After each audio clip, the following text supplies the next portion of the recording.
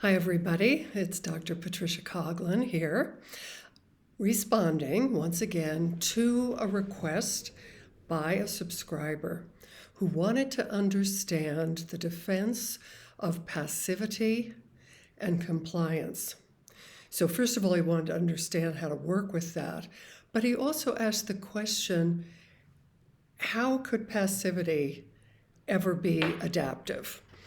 Well, think about it. What do we call a good baby, right? One who never cries.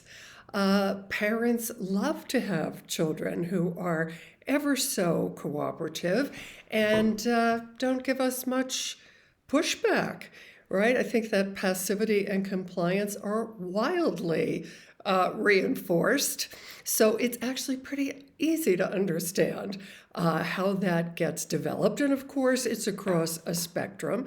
But just imagine if you had very strict, authoritarian, even abusive parents. Becoming passive and compliant is going to be like life-saving. So I think it's relatively easy to understand how this develops.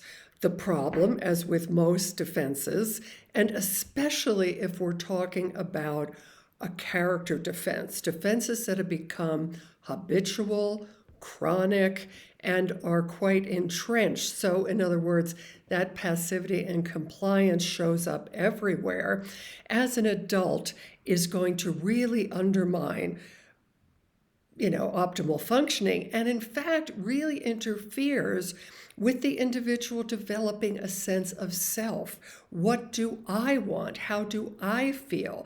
What's a true yes for me? And can I say no? So one of the first things when you see passivity and compliance in the transference, right? So the patient comes in, they present themselves quite passively, want you to take the lead, tend to agree with you very readily.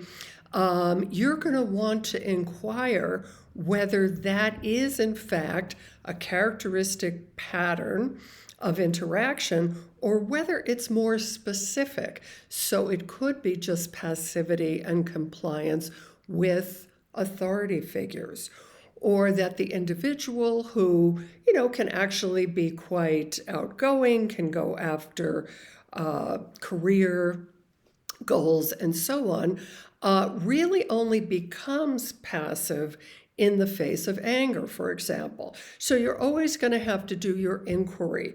When and where does this show up? How long has it been going on?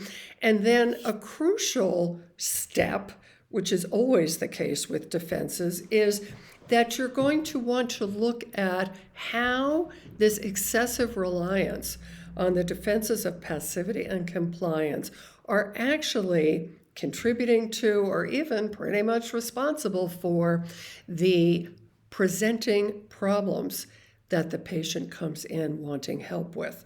So they might complain that they're not getting anywhere in their profession, that they get looked over for promotions, that they're not, doing very well on the dating scene, or that they even tend to get used and abused, or they wait until they are chosen by someone and don't go after the person or the job that they really want. So you want to be able to point out how this passivity and compliance is heavily contributing to the very problems that they're coming to see you to address. So can they see that? And then do they see the cost to them? Very often, especially with character defenses, I'm remembering a man who was actually extremely not just passive and compliant, but, really masochistic, would expose himself to all kinds of domination and abuse. And as I was pointing this out to him, and also how it was already showing up between him and me, I said, how's that working for you? Wanting, of course, for him to see the cost and turn on. And he said, well, sometimes it does. And so, of course, even in adulthood, in certain situations, again, going along, being part of the team, complying with authorities still does have some merit for them. So it might take some doing, right, to really have the person see how they're abandoning themselves, how they get themselves into situations they don't really want, have a hard time getting out of them, let themselves get used and abused and pushed around. And it's very important not to collude with the externalization, that other people, are so dominant or whatever. I mean, that may be, but the question is why this person is going along with that. So I often use the analogy, you can complain that people are walking all over you, but you might want to ask yourself why you're lying down. The only person we can help is the person sitting in front of us.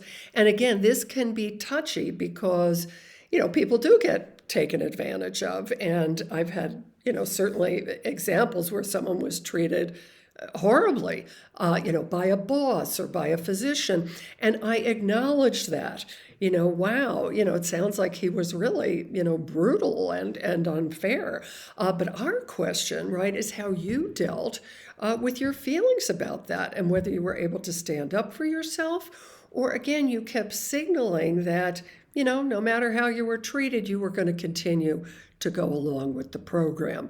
So I hope this helps you to understand how passivity and compliance are often heavily reinforced in childhood and even in adulthood in various situations, right? That you're going to want to find out whether this is a pervasive pattern or only shows up again with authority or when the person gets angry. And then you're going to help them see how this reliance on the defense of passivity and compliant is contributing to, if not largely responsible for, their presenting complaints. And one more thing, it is very common that patients who have this characteristic tendency to be passive and compliant end up quite depressed and also often have all kinds of chronic pain and medically unexplained symptoms, right? Because they're constantly swallowing, their own anger and also just their own wishes and desires, putting all their energy into suppression. And there's quite a lot of research to suggest that if you just target the depression, say, or the chronic pain, and you're not addressing the character defenses that render the person vulnerable to those symptoms, you're not going to have any lasting change. They might feel better initially as you're helping them to gain access to their feelings and so on, but it's likely they're going to have a relapse unless you address these characteristic defenses that set them up for those symptoms. So I hope this is helpful to you, and as always, I welcome your feedback. Bye-bye.